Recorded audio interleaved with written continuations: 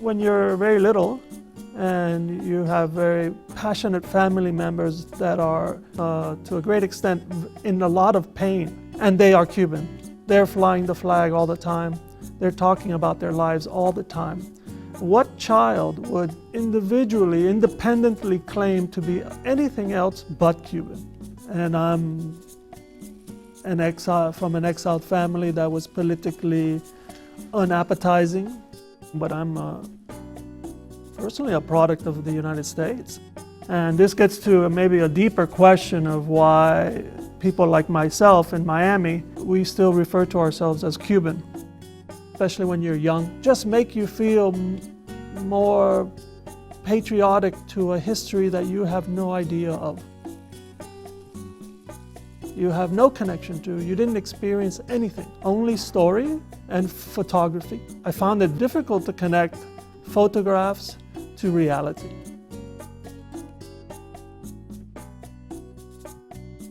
So we decided, let's figure out how to bring a car from the United States into Cuba, the first one since '59, I believe. Let's take Q60.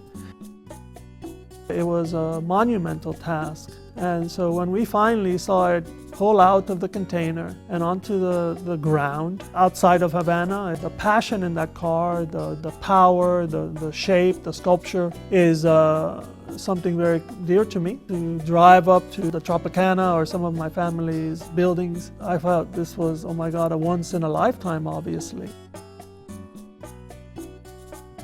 And especially when we had the Q60 on the street, people would marvel at the car. I mean, not just because it's not a normal car for the streets of Cuba, because in their eyes and they're focused on everything I was saying, there was a deep curiosity. But it just struck me of how much they love the automobile.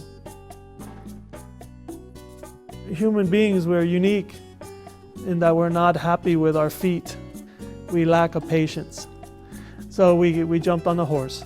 And then we became frustrated with the speed of the horse, so we made the automobile. So the automobile became this kind of manifestation of all of our ambitions to go beyond our own abilities. And then I think slowly it became a representation of society. I believe that an automobile is about the dreams of a culture.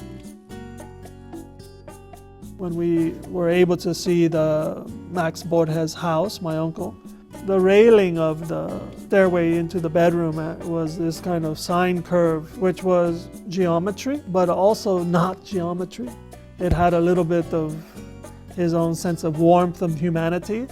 And then the rails, the structure supporting this sine curve were circles that fit nicely into that curve. So there is a sense of form and function. On the other side though, it's completely artistic. But because of my feeling that design is also a cultural mirror, that mirror is showing the dreams of society and to make what is beyond our expectation.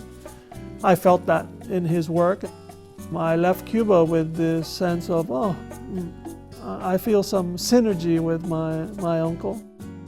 This ability to see life as what is required to build, but to also see life through a more romantic lens. I feel somewhat certain that this is part of my DNA.